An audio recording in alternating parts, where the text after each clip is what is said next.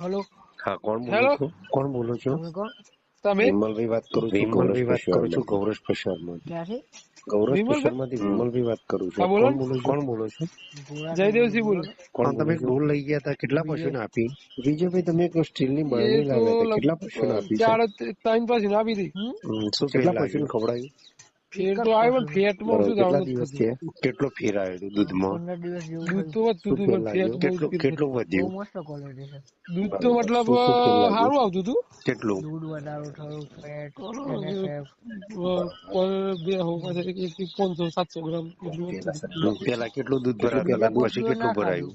બરાબર. તારે તો પેલા ભેંસ હું હતું માર નવી નવી હતી એટલે ખાસ અંદાજ આવતું નથી. દૂધ અને અત્યારે કેટલું ભરાયું? બરાબર. દૂધ તો સારું આવતું પણ ફેટ બહુ પેલું થતું. બરાબર. એક જ પશુનું. પેલા ફેટ કેટલો આવતો હતો પછી કેટલો આવ્યો? ફેટ તો જો લગભગ 5 ફેટ થી અંદર જ આવતું હતું. અને પેલા કેટલો હતો? પેલા તો પેલી જૂની ભેંસ હતી ને પેલી, હા. મતલબ થોડું ટાયર વાળી, હા. એટલે ફેટ તો એમાં આવતું હતું પણ પછી નવી જેવી આવી હતી.